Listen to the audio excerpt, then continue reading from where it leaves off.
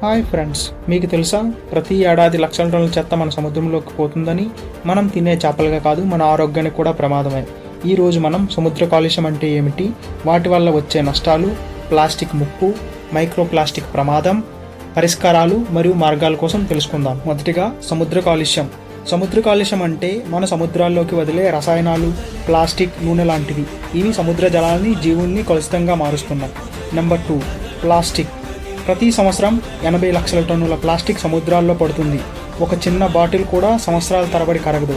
తాబేళ్లు, చేపలు ఈ ప్లాస్టిక్ తిని మరణిస్తున్నాయి. నంబర్ 3, మైక్రో ప్లాస్టిక్ వల్ల వచ్చే ప్రమాదాలు. ఈ ప్లాస్టిక్ చిన్న చిన్న ముక్కలుగా విడిపోయి మైక్రో ప్లాస్టిక్గా మారుతుంది. ఇవి మనం తినే సముద్ర ఆహారంలోకి వస్తాయి, మన ఆరోగ్యాన్ని నెమ్మదిగా హాని చేస్తాయి.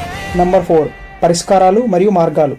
ప్లాస్టిక్ వాడకాన్ని తగ్గించాలి, తిరిగి వినియోగించే పదార్థాలను ఉపయోగించాలి, సముద్ర తీరాలను శుభ్రంగా ఉంచాలి, ప్రభుత్వాలు కఠిన చర్యలు తీసుకోవాలి. చివరిగా కన్క్లూజన్ ఏమిటంటే, మన సముద్రాన్ని రక్షించుకోవాలంటే ఇప్పటి నుంచే చర్యలు తీసుకోవాలి. మన భవిష్యత్ సముద్రాల మీద ఆధారపడి ఉంది. ఫ్రెండ్స్, నా ఇన్ఫర్మేషన్ మీకు వర్తి అనిపిస్తే వీడియోని లైక్ చేయండి, షేర్ చేయండి, సబ్స్క్రైబ్ చేయండి.